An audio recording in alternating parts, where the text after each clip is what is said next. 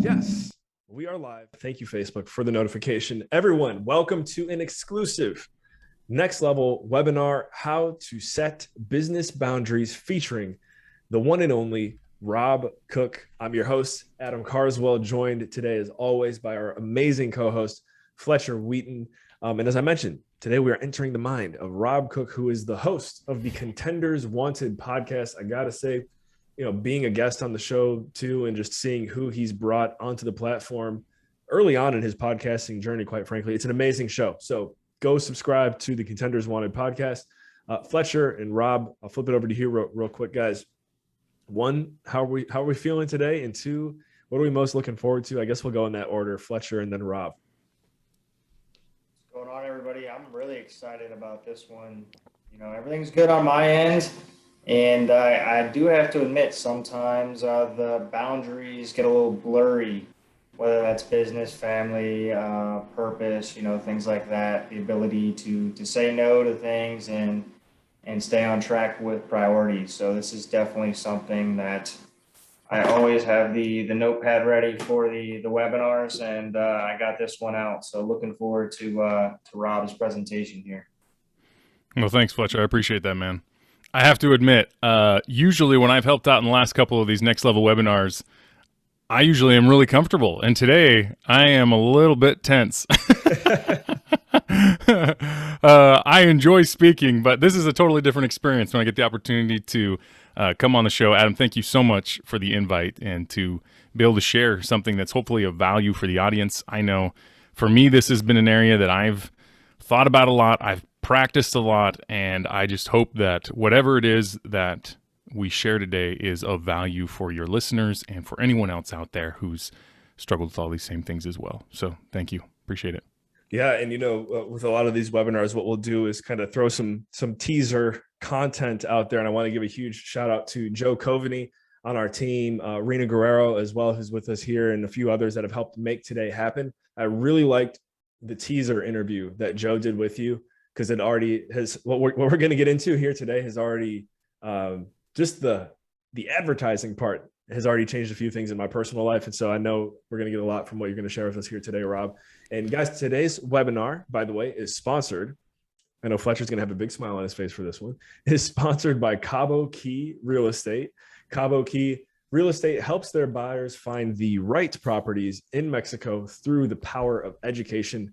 You can go to cabokey.com. That's CABOKEY.com. And we are also sponsored, surprise, surprise, by Raise Masters, the #1 mastermind for elite capital raisers. To learn more, you can actually attend our upcoming webinar by clicking the link in the chat, in the comments, if you're with us on Facebook, and the show notes as well. I know Rena's going to provide that. And then also, if you're in a place where you can't write anything down or whatever, worst case scenario, just go to raisemasters.com. I'm sure you'll find what I'm talking about.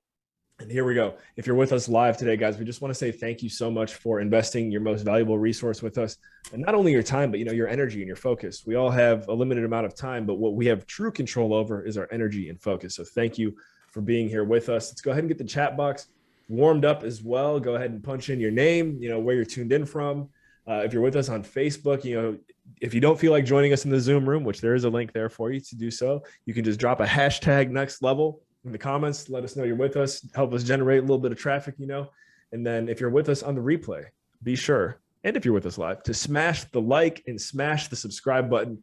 It really helps a ton with the performance of our presentation today, as well as the future next level webinars. So here we go, guys. A life-changing amount of value, not to sound cliche, but really a life-changing amount of value and golden nuggets coming your way here today. Grab your notepads. If you can, exit out of any other distractions that you might have pulled up as we make our way through this webinar. And I guess just for a little bit of context, it would be important to tell the backstory here a little bit, Rob, how you and I got connected. And I mean, just the journey, sure. the digital journey that all three of us have kind of been on together over the past year.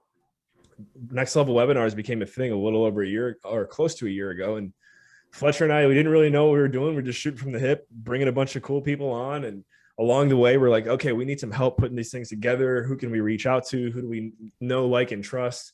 And Rob was one of the first names to come to mind. And I met Rob through probably one of the few people that I've had calls with for whether it's the Cash Flow Connections mentorship program or Raise Masters, who didn't move forward, but I still somehow ended up becoming friends with him. Actually, you might be the only one. Not to say that I don't make friends with people that I meet, but it was just a really special connection. So, and I'm still recruiting him. For sure.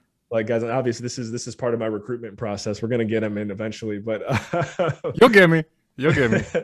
But anyways, it's just been amazing to get to know him over the years. And yeah, so that's how we first met. And he started his show about a year ago. Again, can't endorse that show enough. He asks some phenomenal questions. He really does a great job preparing his guests for the show too. So just highly endorse the Contenders Wanted podcast. And yeah, here we are, 2021 coming in on 2022. Rob, any fill in the blank moments for you there? No, all that I will add is that it's ironic because most of the time, the reason why you haven't hooked me yet is because of my boundaries. So ironically, we're going to talk about that today and how some of those have actually come up in the course of our interaction.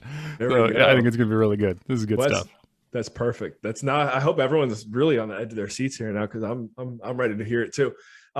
Fletcher, everything good on your end? You ready to dive in? Any final comments for Rob or I? Yeah, I'm ready. Let's roll with it. Okay, cool. And I see our boy over there. Yo, what's up? Hashtag next level, dropping it on Facebook. Appreciate it. Yvonne, happy to have you here. Feel free to come join us in the Zoom room if you want. And yeah, let's do it. Rob Cook, how to set business boundaries. The microphone and stage are yours. Take it away, my friend. All right. I'm going to share my screen here. The beauty of live events. Gotta love it. All right. Can you see my screen? It is. And you even co-branded it. Thank you. Of course awesome. I did. Are you kidding? Next level webinar. Gotta co-brand here at least a little bit. Take it away. All right, guys. Thank you so much, guys and gals, ladies and gentlemen, however you want to describe it. Thank you, everyone who came today, and for those that are going to come in the future. I appreciate you taking time. Like Adam said, time and energy are our most precious resources, and so I hope to make the most of that. Later, as we get going here, I'm going to tell you some of my promises, and one of those is that I want to make the most of that. One thing I hate when I get on any agenda is that it seems like this is never-ending, always running webinar. This always we have no idea when the end is coming. So this is going to be really quick, guys. This is a 20, 30-minute webinar max. So real quick introduction in terms of who I am, what brought me here, and real quick, the 4 steps, how to set business boundaries, and then we're going to get out of here with a real quick story in our conclusion. My promise, just by way of introduction, just like, who the heck is this guy? Why did Adam bring him on this next level webinar? Well, I'm a host of different things. I am a financial advisor by day. I was a CPA in a former life. I'm a podcast host. Like Adam mentioned, I'm kind of a coach in certain ways for certain groups of people. But for me, when I think about like, who am I? First and foremost, I'm a husband and a father. This is my family right here. It's my wife and our beautiful little girl. And they're my world. I love them. And so a lot of how I have structured my life and the boundaries that I have created have come as a byproduct of them. And I know that for a lot of us out there, our titles that we have during the day, whatever that might be, business owner, investor, advisor, professional, fill in the blank, whatever you are. At the end of the day, that's just a title. It'll be the footnote in our life's journey, in our life's work. And our people in our lives, our relationships, our teams, and the impact that we have on them is what really matters. And so for me, creating boundaries in business and in life is one of the ways in which I ensure that I don't lose sight of that. And I hope that today, as we talk, you'll see some of the intention with which I have tried to do that, and I can give you some specific tools and resources to help you do that. So, first of all, you might be asking, why in the world would I listen to this, right? I'm sure this guy is going to regurgitate a lot of the same things I've heard. And you know what? I might. I'll admit, I probably don't have a ton of original content other than perhaps my stories and applications and specific things that I'm doing. However, I know that we all experience different things. Like, who of us hasn't felt overwhelmed, right? You've got irons in the fire in a million different places. You're stretched thin. Who of us hasn't felt stressed out by life? Like you just feel like it's just pounding and building on top of you. Who hasn't felt used? If you're most of the people who come on this next level webinar and in Adam's space are investors in one form or another, whether they are still working a day job or they've been able to get financial freedom and get away from that. Everyone has felt this feeling at some point. You felt used and abused probably at some point in your life. You need to create boundaries. You need to create that space. You maybe felt taken advantage of. Maybe you feel like you're running ragged. There's all sorts of different things. It feels impossible. Perhaps maybe you feel like work has taken over your life. You love what you do and you enjoy it, but it's gotten to the point where it's in everything all the time, and you never have a break. You never have rest. Or maybe you started with that higher purpose in mind, like I mentioned there kind of at the beginning, but you kind of lost sight of it, and life and everything is getting in the way. Either way, my hope is that as I talk to you today, I can help you find ways to create that space, create those boundaries so that you don't have these things in your life. Or at least we can reduce them. Because let's be real, there's no silver bullet. Life doesn't have a magic potion that you're going to take and all of a sudden, poof, you've got boundaries. But you can make incremental steps of improvement, right? It's that 1% better every single day that leads to huge gaps between where we are today and where we are in our future. So my promise to you in the course of this presentation is that I'm going to give you a step-by-step process. I'm not going to cloud it and only give you bits and pieces here and there. I'm literally going to give you, this is what I do. These are my steps. This is how I kind of figured it out for myself. I promise that I'm going to give you a lot of practical applications. I hate going to webinars where you just sit there and you just feel like you're getting a sales pitch the whole time. That's the worst. So I promise I will not do that. I am going to throw some stories in there. I feel like storytelling is the oldest form of communication, and there's a reason for it, because it's effective and it teaches really, really well. And so I'll tell you some stories from my life, from the lives of my friends and other people who I have helped with this area of setting boundaries, and that hopefully will be helpful for you as well.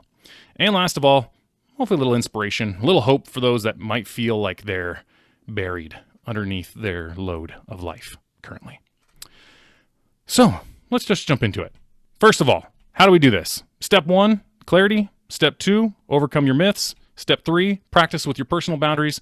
And then step 4, implement your business boundaries. Okay, and we're going to run through each of those real quick here as we are doing our presentation. I'm going to look at my time here, make sure I'm on pace. So step 1, clarity. Why would we start with clarity?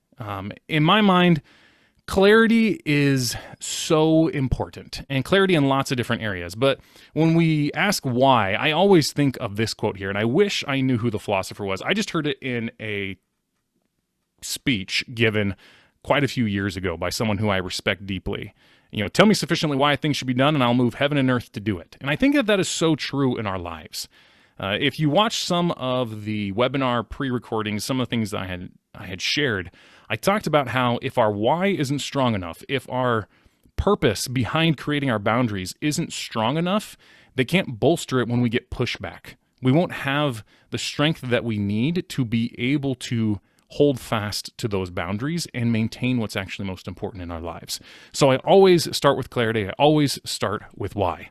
Another reason why, as I was thinking about this, why do we start with clarity, is I thought of a quote from Dr. Travis Perry. He has a book called Achieving Balance, which, by the way, if anyone's interested, it's a great book.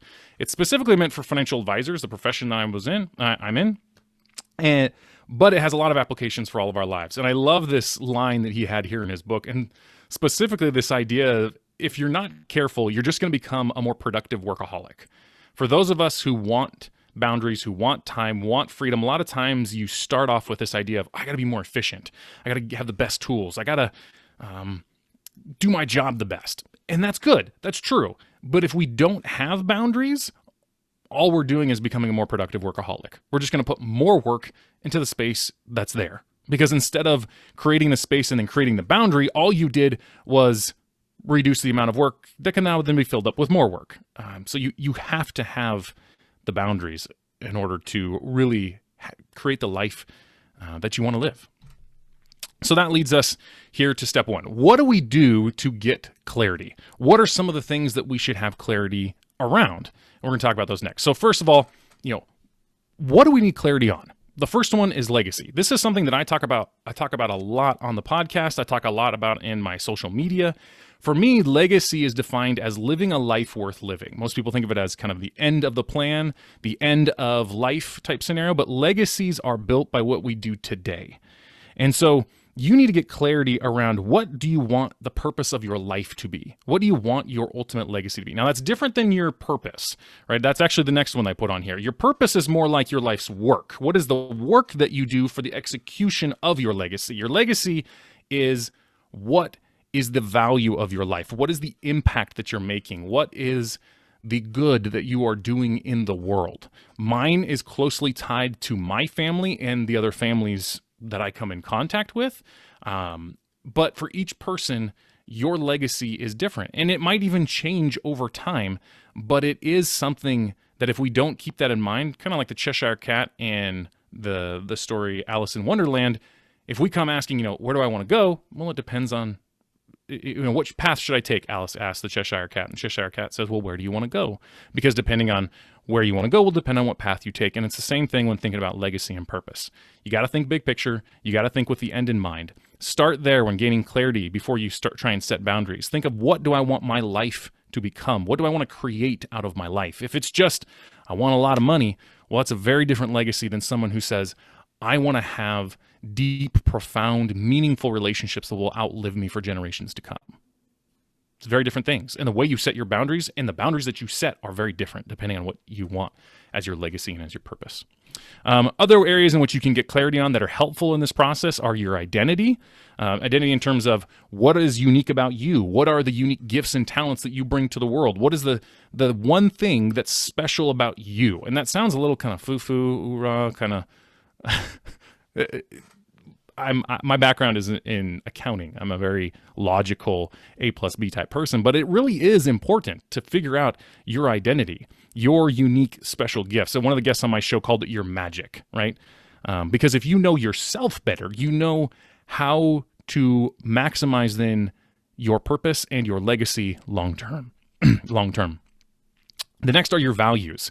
So your identity is who you are. The values are those things that are most important. And you're starting to kind of see how these are all kind of tied together. And then after you have all of these pieces, then we can get clarity on our priorities.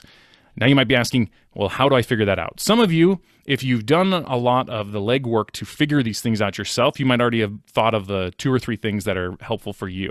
I wrote down a host of different ways in which we can try and get clarity in our lives by establishing our legacy, our purpose, our identity. For me personally, I have found that journaling and legacy letters have been really, really clear for me. And if you don't know if you don't know what a legacy letter is, for example, you can just Google it. There's lots of groups that do them. They're just various exercises to help us think long-term, to help us process what's going on in our head, the things that are most important to us so that we can make the best decisions long-term. One also on there that I really like, that I really enjoy, especially for figuring out your identity, are the personality tests. And there's a host of different personality tests out there that you can take. One that I actually found recently, the book's around the corner, is the Enneagram. It's a great book. The Road Back to You, I think, is the book that I'm reading recently that's about it. It's a great test and tool to help you kind of better understand yourself, or your unique values, your unique skills. There's a host of different things that you can do. The next one here, let's see. This is what I call the prioritization exercise. So let's say you've done the work to figure out your legacy. You've done the work to figure out your purpose. You've done the work to figure out your identity. At the end of the day, what it comes down to is now you need to figure out, okay, how do my priorities then line up? And this is an exercise that I actually got from Dr. Perry in his book that I did, and I thought, wow, this is so impactful. I need to share this in this webinar. It's a pretty simple exercise. I'm going to just quickly go through the steps, and then I'll show you an example of kind of what it looks like. The first is, after you've done all the work to figure all that other stuff out, write down all your potential priorities in your life, whatever they might be. For some, it might be faith. For some, it might be health. For some, it might be their job. Some, it might be their investment. Some, it might be their money. Some, it might be their car. Whatever it is, no judgment. Each person is their own. Write those all down on the left-hand column of a piece of paper. Then write down a definition for each of those things. How would you define that specifically? Because once again, clarity is important. If we're not clear, it basically kills our ability to execute. So get clarity on exactly what that is. Second, start at the top of that list and then compare the first two and ask yourself, okay, if I could only have one of these, which one would I have? If I had to only have one. All right, well, the first or the second? Well, the first. Okay, well then take the first one and go down to the third. Compare the first and the third. Which one would I have of those two? And continue on down that list until you have done that with comparing whatever the first one is. If you come down on the fourth one is more important in your mind than the first, okay, take the fourth and continue on down. What you wind up doing is you wind up creating a list of the most important things for you. And so you cross that off and you start again at the top and start doing this, repeating the process. What this looks like is something like this. You'll see here on the left, I have column 1. We had health, faith, family, service, real estate, relationships, learning, whatever it is. I just wrote some up here real quick, and then I just did quick definitions. Perhaps your definition of health means I exercise 3 times a week. Perhaps your definition of freedom is building a self-sustaining business, being my own boss, right? You continue on down. You start at the top. You go health versus faith. Okay, which one, if I could only have one in my life, which would I have? Okay, choose that one. Okay, compare faith. Let's say mine's faith. Faith compared to my freedom. Which would I want? Well, I'd want my faith because it informs that. Okay, next, compare it to my family. And what you do is you cross it out. Once you've compared against all the way down the bottom, okay, cross out faith. Start at the top at health against freedom now. Okay, keep going down. Okay, family was more important. And that's how you can do this exercise. Now, I'm going through this really, really quick. I'm sure that you'll be able to, if you watch the replay, slow it down, see those steps again, go through this exercise. It's actually really, really powerful to help you truly get clarity on what are my priorities, right? Because we can write a bunch of priorities out, but knowing exactly which ones are more important than others is actually a very enlightening exercise to do. So I'd highly recommend anyone do this. Now I'm seeing some chats coming through and comments coming through here in the chat. Are any questions, anything? Should I stop at the moment? I'm just kind of checking in here real quick, Adam, as we're moving along. Yeah, this is fantastic, and I'm loving the practicality of how you're laying it out so far. To be honest, I'm definitely going to go back and do exactly what you said, which is kind of like pause it and go through it. So continue. Okay, well then I will keep going. Okay, step 2 is overcoming your myths. All right, now once you've done the work to figure out your why, figure out all the stuff that's really actually important for you, what you're trying to create in your life, the next thing that more often than not holds us back are these I call them the myths in our heads. It's the brain blocks, right? It's the mindset issues that we all have in different ways. But in the course of my conversations, trying to implement my own and hearing people's reactions or kind of self-reflection and seeing them in myself, or just having conversations with other people, I'm going to share here the four most common and potent myths that I see, and then some ways that we can try and work through them and try and get over them. The first one is the I have to myth. I have to answer emails. I have to respond to my clients. I have to be available. I have to fill in the blank, whatever it is for you. More often than not, in my opinion, we put expectations on ourselves that we have to, that aren't actually there. So the first thing you might do is do a journaling exercise. Sit down, grab a piece of paper, and ask yourself, do I really have to answer all of my emails within 24 hours? For your listeners, if you're familiar with Tim Ferriss, he would argue, no, you can do it once a month. Once you have proper systems in place, of course, right? But you don't really have to.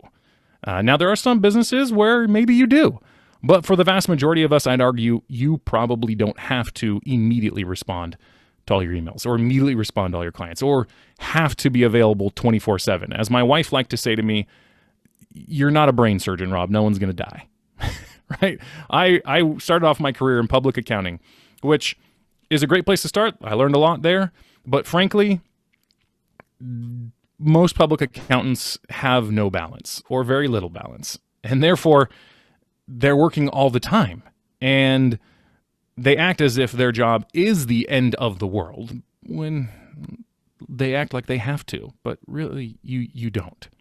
Another thing I've noticed as I've tried to help people overcome this myth is that they're really not sure on expectations.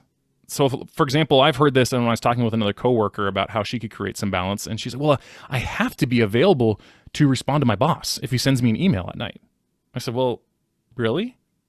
are you sure? Like if they email you at 10 o'clock at night, are they expecting you to respond within 10 minutes, within half hour, whatever it is? Like, did they expect you to respond that evening at all?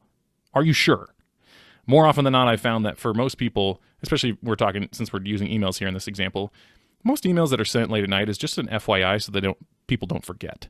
They don't want to kick it off to the next day so they don't forget. So if you can actually truly examine your expectations or examine what you think expectations are for you, you might realize just how flimsy they are. But more often than not, we're just going through life and not even examining the expectations. And so we wind up confining ourselves into a box that we don't need to be in.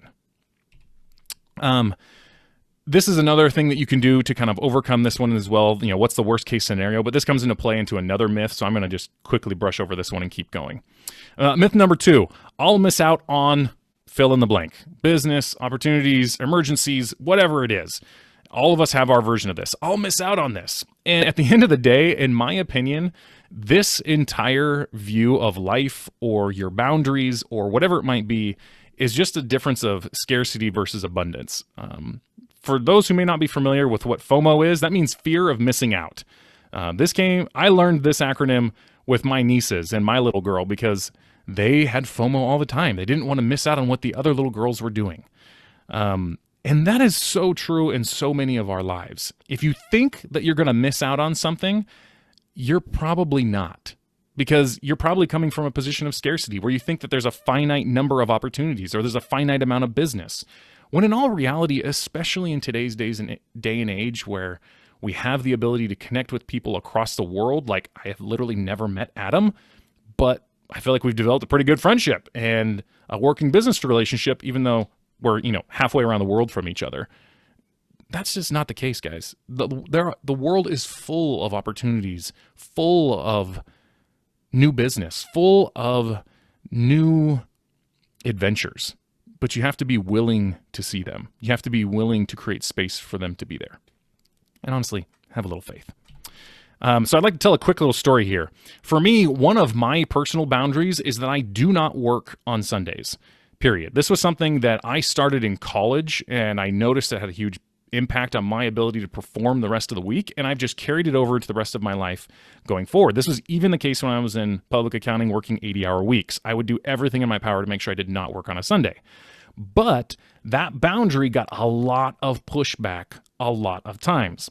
One that came recently was at my current firm, we have lots of different lead sources that come in. And as advisors, we're assigned certain days and certain times when we are allowed to take those leads and try and get a sale out of them. Well, once every few months or so, I get a lead that comes in on my weekend on a Sunday. It doesn't happen very often, but every once in a while it does. And one came in a couple months back, and I don't check my emails on Sundays, so I didn't really see it, but another advisor messaged me and was like, hey, are you going to get that lead? And it's work-related, so I didn't really respond, which in hindsight I probably should have. I mean, I did later, but I was in the middle of church. I wasn't going to respond in the middle of church. And in my head, the next thought was, you're going to miss out on this, Rob. You're going to lose this. There's an expectation. You have to respond, Rob. You have to go and do this. And I was like, no, I don't. It's okay. It's all good. And I'm not going to lie, my stress levels had risen a little bit. It was a little tense. I was like, okay, I got this. It's okay. I'm going to just do it first thing Monday morning. Now, it was also Mother's Day weekend. Now that I'm like telling the story, I'm remembering. It was Mother's Day weekend, so I really felt like there's no need for me to call these people. So first thing Monday morning, I sit down, I pick up the phone, I call them, introduce myself, say who I am, how I got their information. And in the course of that, I say, hey, Mr. So-and-so, I got your information from here. I didn't call you yesterday when I received it. I figured it's the Sabbath. It also was Mother's Day. I figured you want to spend time with your family, and there's no need for me to kind of interrupt you guys.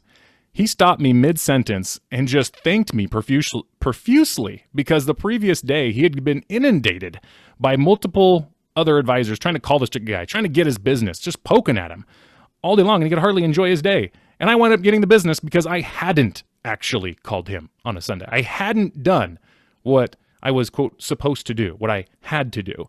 Instead, I stuck to my boundaries, and it wound up being a huge blessing. And this has actually happened multiple times in my life, enough times now that I really don't even question it. I just move forward. But if you don't stick to it, you won't actually see the sorry, that just kind of threw me off there. But you have to stick to your boundaries to really see the impact of these myths. Okay, so let's keep going here.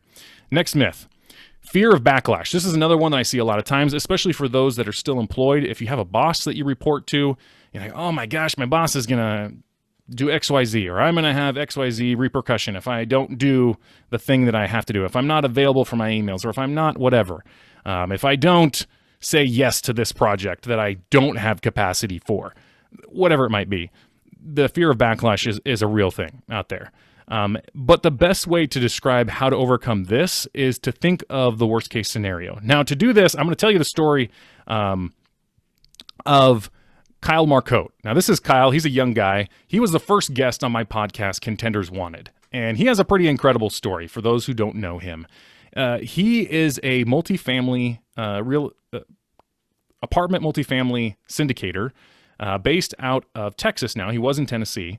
But at the age of 19 years old, he was at UC Davis on a soccer scholarship and studying neuroscience, preparing to, he thought, one day become a brain surgeon. The way he tells the story is he thought, well, I want to make the most money possible. All right, I'm going to be a surgeon. And who are the top dollar surgeons? Well, probably the brain surgeons. I want to be a brain surgeon. And he was a smart guy, and he went at it, and he was doing great. But about halfway through, I think it was his sophomore year, he said he saw the little purple book that some of us might be aware of, and that is Rich Dad, Poor Dad. Grabbed a copy of it off the shelf in his library at school, went back to his dorm, started reading it, and finished it that day. And it just completely blew his mind and opened his mind to the opportunity of other things that might be out there other than just being an employee.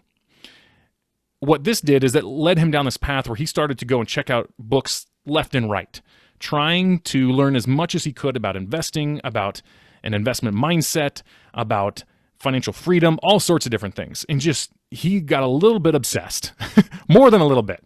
But within a couple of weeks, all of a sudden, he hit a turning point.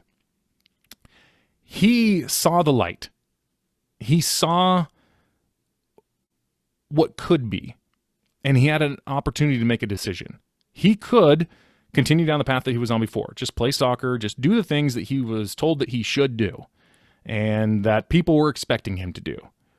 Or he could decide to do the hard thing and go all in on real estate. And when I say all in, I'm meaning not go to class, stop showing up to practices, just all in. And he chose to go all in. And I asked him on the show, how in the world, Kyle, did you have the audacity to choose to do that? And he said, Rob, it was because I asked myself, what was the worst case scenario? I said, okay, well, walk me through it. What did you do? He said, well, okay, well, what if I decide to go all in on real estate? What would happen? Okay, I'd probably get kicked off the soccer team. Well, if real estate failed, could you get back on a soccer team? Yeah, probably, at a different school, probably not as good of a school or yada, yada. Would you be okay with that? Yeah, I'd be okay with that. Okay, so then that's not that bad. All right, what would mom and dad say? Well, mom and dad would probably be a little bit upset because they kind of expect me to do X, Y, and Z, become a neuroscientist or a neurosurgeon. But my dad was an entrepreneur. Maybe he'd understand. And he basically went through the step-by-step process of figuring out what would be the absolute worst case scenario if things did not go well from what I thought would be the right thing for me to do. And he decided I can accept the worst case scenario. And he moved forward and wound up having incredible success because of it. And it's the same when it comes to building boundaries in our lives. More often than not, we let fear hold us back when instead we can go, okay, what's the worst case scenario? If I go to my boss, let's say you're still employed, go to your boss and say, hey, I can't take on XYZ project, or I want to be off by 4 o'clock on Fridays. What's the worst thing that can happen? They could say no. Okay. So what? Maybe that might be worse, but who knows? It probably isn't nearly as bad. And to quote Kyle in our first podcast episode, he said, the fear of the thing itself was worse than the outcomes. And I think that's true for so many of us in all of our lives. Okay, I got to keep going here. Myth number 4, I have enough. Now, this is a subtle myth that I've only really noticed in myself over the course of the last couple of years. That's really, really important. And this might sound kind of odd. I have enough. Well, I have enough time. Well, I'm giving enough time. I have the boundaries that I need. I don't need to worry about this. But more often than not, people just think in terms of time, when in all reality, it's attention that matters most. And if you don't have good boundaries, you wind up spending time with people, but you don't give them the attention that they need. And this is best illustrated in a story from just a couple months ago for myself. I, like a lot of people, I have kind of developed a bad habit where I'll roll out of bed and check my phone, right? I think a lot of people do that. Well, on Saturdays, generally, I only check my email at specified times, and I, throughout the rest of the day, try and give my family my full attention. Well, a couple months back on a Saturday, I rolled out of bed, I grabbed my phone, I started looking through it. My wife was out of town, it was just me and my little girl, and I opened up my work email, and I got an email that, unbeknownst to me, I had accidentally sent some confidential client information to the wrong client. And it effectively shared some pretty damning information on my part. And I'll tell you right now, I was stressed out the rest of the weekend. I could not focus on anything but that until I got back into the office on Monday and was able to do the damage repair that I needed to do. It was such that I literally could do nothing on the weekend. But it basically took my entire weekend away from my family. I was there. I was present physically, but not mentally. And for a lot of people who think that they have freedom, but it's because I'm working from home, I've got plenty of time. Well, are you really? Or is your life, those other lower priorities, are they seeping into those areas of your life where those higher priorities should be? And for every person that looks different, but it is something that you need to be aware of. Make sure that you're not just giving the proper priorities time, but the attention that they actually deserve. Okay, step number 3. We've figured out what's actually important. We've got clarity on what our priorities actually are. Number 2, we've kind of worked through overcoming some of those myths, given ourselves kind of the momentum, the oomph that we need to really give it a shot. Well, here's the first step. Let's take baby steps. Practice. Before you get into setting business boundaries, set some personal boundaries. And this is an area where there's all sorts of different things we can do. The first one is getting comfortable saying no. You're likely going to have to say no in a business sense, so get comfortable first saying no in a personal sense, whatever that looks like for you. Maybe that's your mother-in-law telling you that, inviting you guys over for every single Sunday on a particular day to have food, and you don't necessarily want to go over there. So you practice saying no once a month. Hey, that's a good start, right? The point here is to build momentum. Build momentum with practicing your personal boundaries so that you can then use that momentum and transfer it over into creating business boundaries. Another way in which you can kind of practice personal boundaries is controlling your environment. Now, I'm not recommending being a control freak here. Anyone who is not a control freak won't quite understand this, but for those of us who are, when you can't control your own environment, it can make you feel like you're in a whirlwind. Well, a simple way is just maybe you can control making your bed in the morning, right? Some of you out there may have heard Rear Admiral William, I can't remember what his last name is now, talks about this idea of starting your day by just making your bed. It's just controlling your environment. That's a simple thing that you can do to establish a boundary. You control your environment, you have your boundary, that's your space. Boundaries don't necessarily have to be in time. They can be in location. They can be in actually a host of different things. And so I listed some areas. There's time, boundaries in your actions, boundaries in your priorities, boundaries in the people even around you. This kind of goes back to the mother-in-law example, right? Maybe it's a kind of a toxic relationship and you create a boundary in your life so that you don't have that person impacting you as much. And then priorities, clearly you want to do that generally speaking, over your whole life. So how would we do this? There's a host of different things that you can do. One way you can do it is kind of put actual boundaries on your phone and your computer. For myself personally, on my phone, I have certain things locked just because I want to be able to create a boundary so that I give proper attention and time to the things that I actually value more. A perfect example of this is social media, right? A lot of times social media has this ability to just suck us in and take way more time and attention than we really should be giving it. So one of the things that I do is I have a morning routine that I like to go through. I get up between 5:30 and 6 most mornings, and I have this kind of morning routine that takes about an hour and a half, 2 hours that I like to do. Well, I purposely block every app on my phone except for a select few until between midnight and 7:30 in the morning every single day. Because what that does is it creates boundaries in my personal life. It creates boundaries so that I don't check those emails. It creates boundaries so I don't look at social media. It creates boundaries so I don't start to lose track of those things that are actually most important for me. And some people say, well, that's pathetic that you have to do that. Well, maybe, but at the same time, I'm taking control over my own life. I'm showing up purposely in my life and putting priorities to those things that matter most to me. If you need to put some boundaries on your phone, or if you want that to help you out, I just think that you're just a little more self-aware maybe than that person that thinks that that's pathetic. That's just my own opinion. I kind of talked about this a little bit, saying no to little things. That can come in various ways. Another one is to block your time. I found that if you can block your personal time, you can practice that before you start doing that in a business sense, because that's another way in which you can kind of create some boundaries, create some space within a business world is kind of blocking your time, and you can practice that in a personal environment, like the morning routine, right? Block that time in the morning for a morning routine. Provide alternative options. So this is something most people feel like whenever they're going to have to say no, or they're trying to create these personal boundaries, that it's just like a hard no. Well, if you can't just say the hard no, perhaps provide an alternative option. Provide a way in which both parties can still get what they need, but you can establish that distance between you and that thing that you know you don't want in your life or don't need in your life. That's another thing that you can do. Enlist the help of a spouse or a partner. I mentioned that I had those things locked. My wife actually has the password, so I literally can't even unlock this stuff that's on my phone. That's just a simple example of that, but maybe you just want accountability. At the end of the day, you're just reporting into a spouse, hey, I'm trying to create boundaries in my life in XYZ way, a spouse or partner. Ask them, how did I do? What are some ways that I could have done better? I thought I did good in XYZ ways. I thought I could improve in these ways. What did you notice? Getting feedback like that, especially from someone who knows, likes, and trusts you, or who, clearly has your interest at heart, is always a great thing to do. Okay, so step 4, create those business boundaries.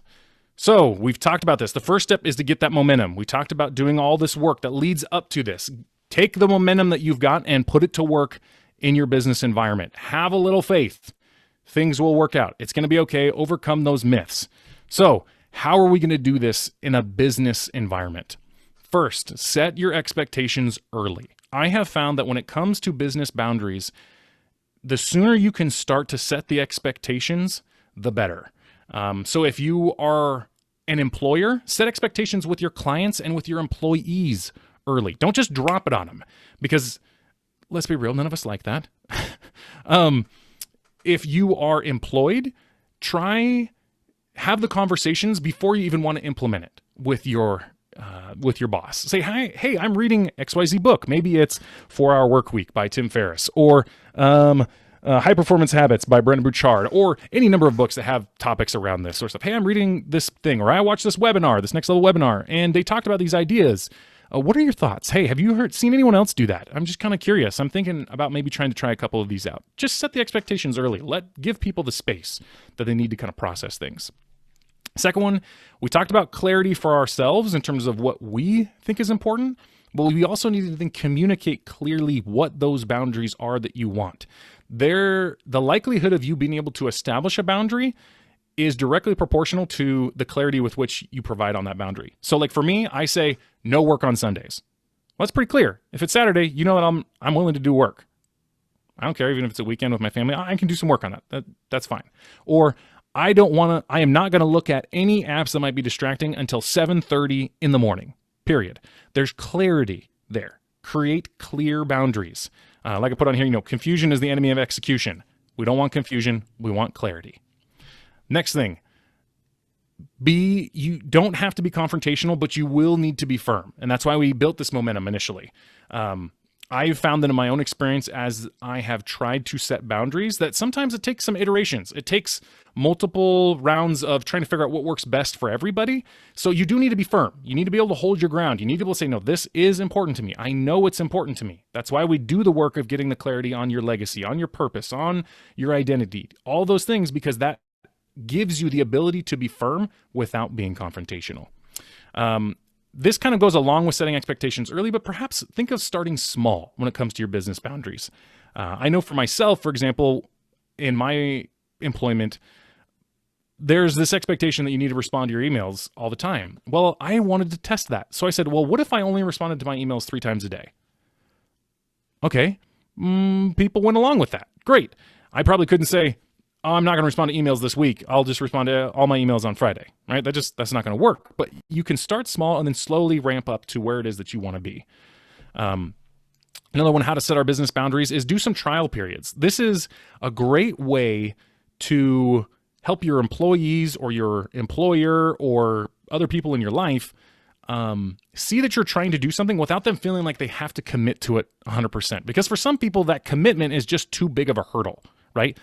You could just say, hey, why don't we do a trial run where this week I'm only going to respond to my emails at 9 a.m., noon, and 3. Oh yeah, I think I can make that work. Or maybe it's just, okay, why don't we do the trial run that this week, I know things are a little bit easier around the office. This week, I'm not going to respond to emails at night. Whatever your business boundary is, right? Or, hey, why don't we do a trial run for the next 4 weekends in this month? I'm not going to work on the weekends, and we'll see how things go. I'll do the extra work I need to during the week, whatever, but let's do a little trial period.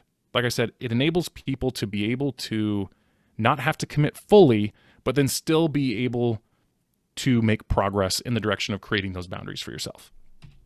The last little piece of how that I might throw in here is negotiate from a position of power. One of the things that you can do to hurt yourself the most when it comes to establishing business boundaries is being in a weak position. Now, the best way to illustrate this is be the top performer. Whether it's your business is performing really well or you are performing in your role at said business very, very well. If you're a top performer, naturally your clients, your bosses, the other people in your life are going to want you around. So it gives you a position from which you can negotiate and actually set up these boundaries in your life. I've had a couple of conversations with people who were clearly not high performers who wanted to be able to create boundaries, and it was a really big uphill battle for them just because they were not.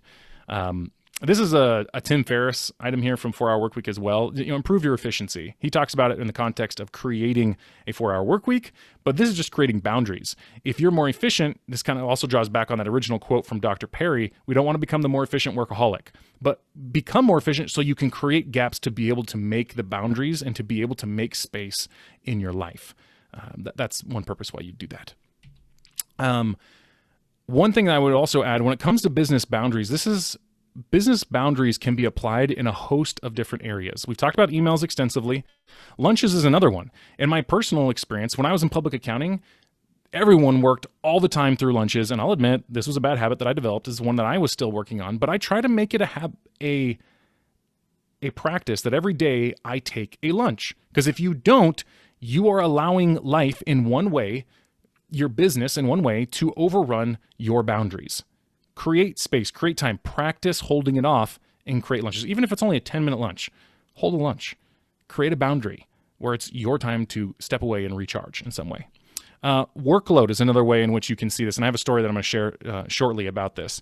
The workload area is another place where you can apply this. Secondly is off hours. We kind of talked about that. And also the relationships within your business. We talked about relationships in your personal life. The same thing happens for your business life as well. All right, guys. One last little story here to just wrap it up, because I realize now in hindsight that we've been talking here quite a bit. And that is, I'd like to tell you a story from when I was at Ernst & Young. I started off working for Ernst & Young, a multinational accounting firm in the Bay Area. And it was a good experience in the fact that I learned a ton. I had a lot going on, but frankly, there was no boundaries, none whatsoever. But me and my personality, I pushed back on them quite a bit. And I had a senior, her name was Jamie. She was this little fiery Filipina girl, and she's awesome. I really like Jamie. But Jamie had a really hard time establishing boundaries. For her, she let the uncomfortableness of having the conversations and pushing back a little bit keep her from establishing any boundaries. And as I was leaving Ernst & Young a few years back, she and I had a conversation, and she shared with me that she felt like it was unfair that I was able to establish all these boundaries and she couldn't. And I felt bad for her because I know that she had put in a lot of work and she was a very hard worker. But at the same time, I just kept thinking of this. No one else was going to do that for her. She had to own it. If she wanted boundaries, she was going to have to do it. And the same goes for all of us in our lives. If you want boundaries, business boundaries, personal boundaries, any boundaries whatsoever in your life, you have to own it. It is your life. You must create a life worth living for you, whatever that looks like. Figure out your legacy, figure out your purpose, figure out your identity, figure out what actually matters, and then you have to go and do the work. Yeah, there are little tips and strategies and tricks and things that you can do, but at the end of the day, it's you. It's your choice. You have to make a life worth living. You have to set the boundaries. So go and do it. So with that, that's all I've got at this point. I'll open it up. Are there any questions for anyone who's here on the live stream with us?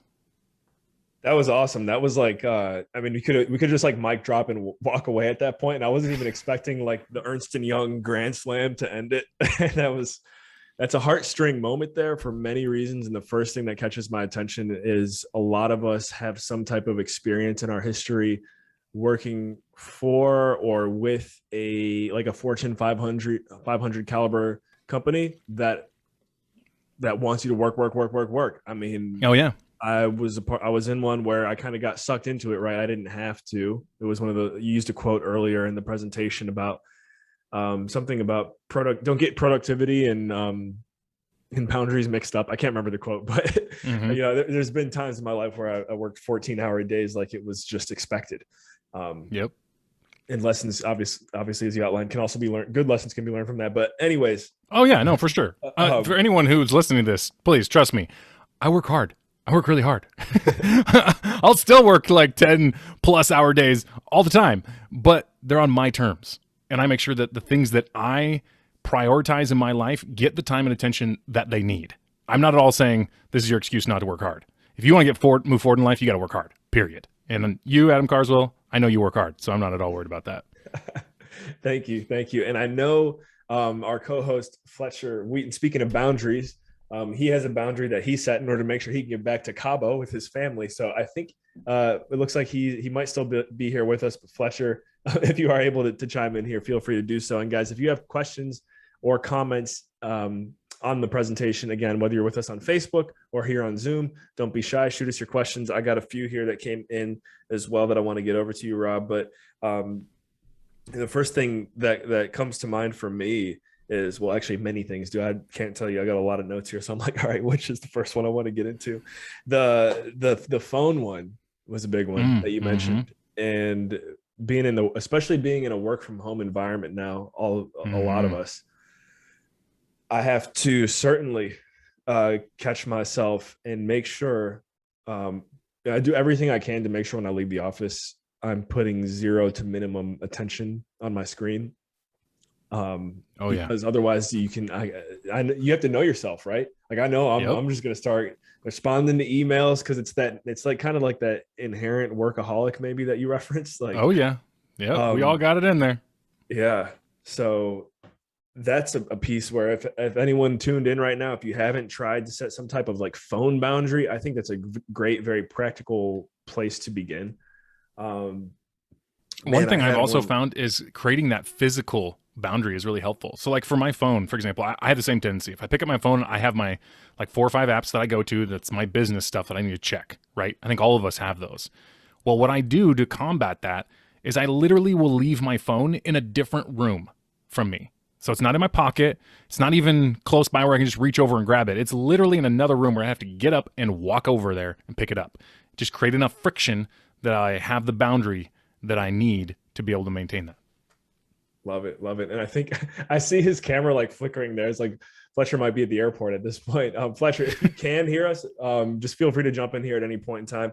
I did have one question from the audience here. I want to get over to you, Rob, and maybe it's kind of like what we were saying there, just like from how do you get started from a small scale is Catherine asked, how do you practice saying no on a small scale, like to kind of get the momentum going? Because saying no is an art within itself. It definitely is. Yeah, it is an art form. This is going to sound a little cheesy, the suggestion I'm going to give you, Catherine, and that is to role play it.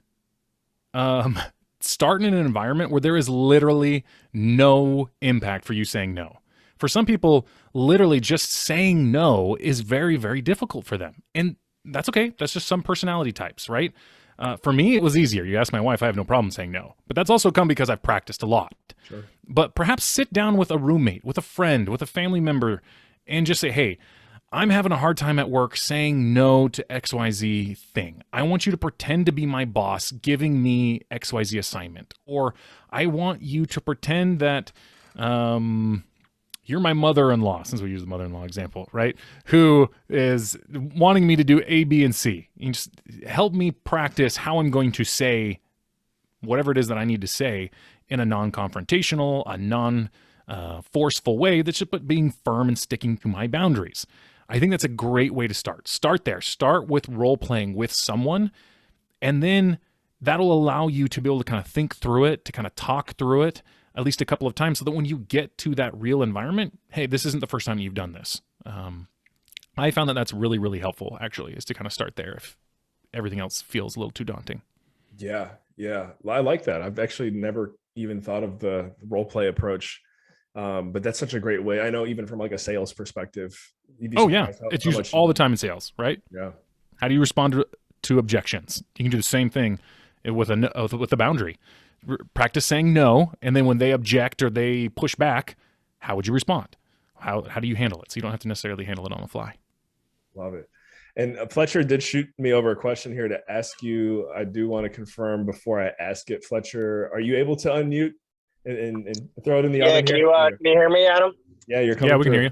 Yeah, sorry. Hey, Rob, thank you so much, man. That was awesome, man. I switched over to my phone and I got disconnected. But anyway, great presentation. I really liked the legacy letter. I had another one about morning routine, but for the legacy letter, do you recommend doing that by yourself or within a group? I personally like doing it on my own. I think it's a bit more personal. So for me, every group, depending on who you're talking to, might define legacy letter a little bit differently. But for me, a legacy letter is when you write a letter to someone who you care about, whether that's family member, friend, whoever, as if you are no longer here. The things that you want them to remember about you, the things you want them to know about how you felt about them, the lessons that you learned that you might want to pass on. Like, for example, I wrote one to my little girl as if I had died. Said, hey, I love you so much. Here's why I love you. Here are some of my memories that I loved about you. These are some lessons from my life that I hope that I'm not going to be there to teach you, but I hope that you will remember them, right? Doing a letter like that just puts your brain in a totally different place. So I personally recommend just doing it yourself because each letter needs to be personalized. And a lot of times, I don't know, in my experience, I just prefer it one-on-one, if that makes sense. Yeah, I like that. I just want to make sure. Okay, Fletch, any commentary there, Fletch?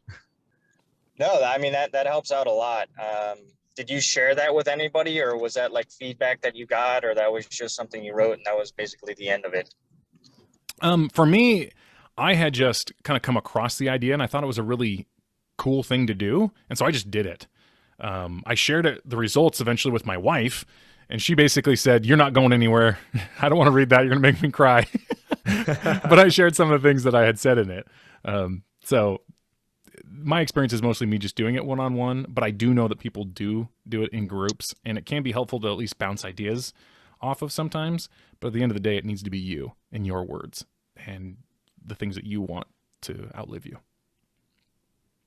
Nice. Thank you for answering that. Of course. All right. Another question we had come through. This is from Jason, and he wanted to know what was your light bulb moment? And I guess that would probably mean, what was the moment that you realized that this had to be, basically setting up these boundaries was something that you had to start applying to your life? Or were you always this way? No, that's a great question. And honestly, I thought about that one a lot because for such a long time, this has just been part of me.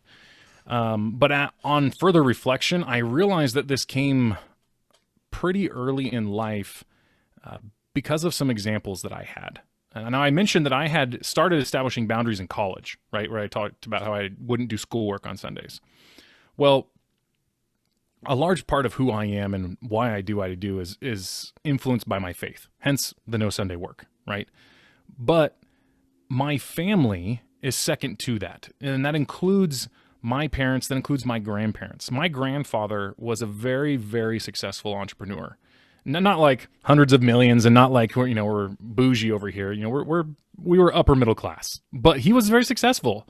But he clearly drew boundaries in his life and made it so that he was always there when the family needed him. He always gave back to our church and our community because that was always more important than the business being successful, than him making the next sale.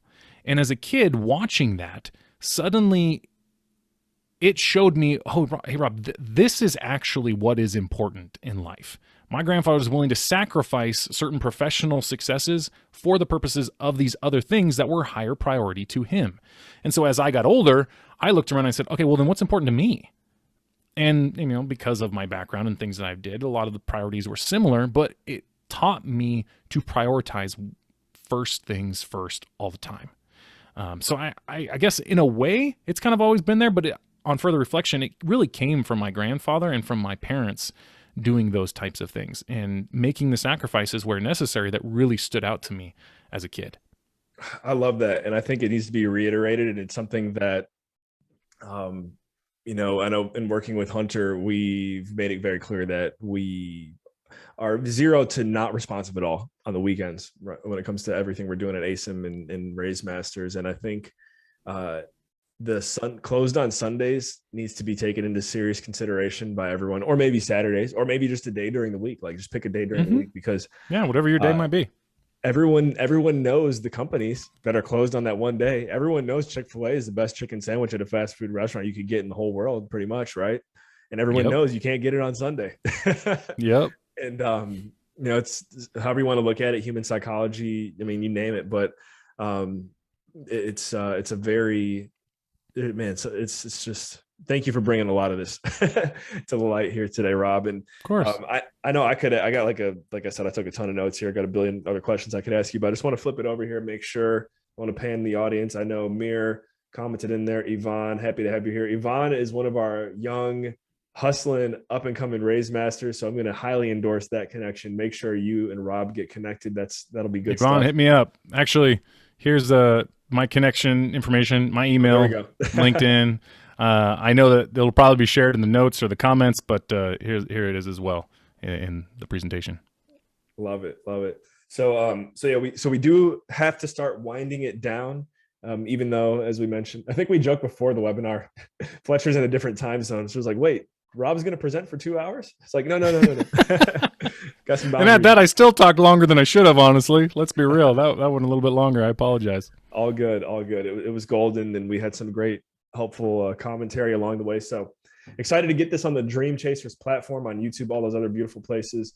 And speaking of that, everyone who is here with us, thank you so much for joining us live or on the replay. If you're with us on the replay, or hey, if you're with us here live, go ahead and smash the like button, smash the subscribe button, all that good stuff. It really helps us aggregate and bring on more quality talent like Rob. Rob, I know you had it there highlighted, but can you just give us a quick, rundown or what to expect with the future of your podcast? Because that's another thing that I really want to recommend everyone here to go and subscribe to. What's the future of Contenders Wanted looking like? Yeah, so Contenders Wanted, our whole tagline is incredible success without sacrificing what's most important. So clearly this falls into it in terms of creating boundaries and things like that. For me, that's faith and family, but for everyone else, that means something else. And so what I do is I bring on a combination of highly successful individuals who have maintained that proper balance, who have created the good boundaries that we need to have in our lives. And we talk to them about, how did you do it? What were the things that you thought about? What were the tools that you used? How did you have the success that you were going to have while maintaining what was actually most important? And then sometimes we also bring on other professionals or coaches or professors who have expertise in areas that are also helpful. So like, for example, season 2 of Contenders Wanted is starting September 6th. We're having on an ethics professor who helped the U.S. Special Forces determine how to have ethical decisions in the middle of combat zones. Like, how do you make ethical decisions to have a successful life when life changes on you? And that was a really cool conversation. I bring in on also another PhD, actually, Dr. Perry, who I mentioned a couple times in this presentation. I'm bringing him on to talk about how do we have proper balance? How do we create those boundaries? but all sorts of really powerful guests on the show. So that's the actual podcast itself. I've had some people approach me about ideas for a coaching program. So I'm actually kind of building what I call the Freedom Accelerator program currently. If anyone's interested in that, it's all about how do we get more time back? How do we create these boundaries? How do we create financial freedom? How do we lay a foundation for success in our lives so that we can have that legacy that's most important for all that we do anyways. So I'm putting that together. If anyone's interested, hit me up at rob@contenderswanted.com and I can get you the information on that. We're putting together kind of a test group to really flush everything out and give a ton of value to people. Nice. That's good to go. I'm happy to hear you're building out the educational branch. I did not know about that. So that's very exciting. I'm happy to hear that. Guys, you'll see here in the comments in Zoom and on Facebook, Rena has provided us with the links to the sponsors. So shout out to our boy Fletcher Wheaton, who had to take off here. I would say early, but we went a little bit over here today. He's on his way back to Cabo. You can go to cabokey.com. That's his website. And they are helping individuals buyers find the right properties in Mexico through the power of education. What better way than doing that? And then also be sure to check out our other sponsor, Raise Masters, the #1 mastermind for elite capital raisers. There's a link, as I mentioned, in the comments, or if you're listening on the replay or wherever you're at in the world, you can just go to raisemasters.com for more information there. And that's it. Here we go. Finish line, folks. Rob, any final comments for our viewers and audience here today? And all that you say and all that you do, be sure to take it to the next level, right? Yeah, I guess I don't even need to close it out anymore. There we go. Thank you. And all that you say and all that you do, take it to the next level. Boom. End of it. I'm going to end it right there. Thank you.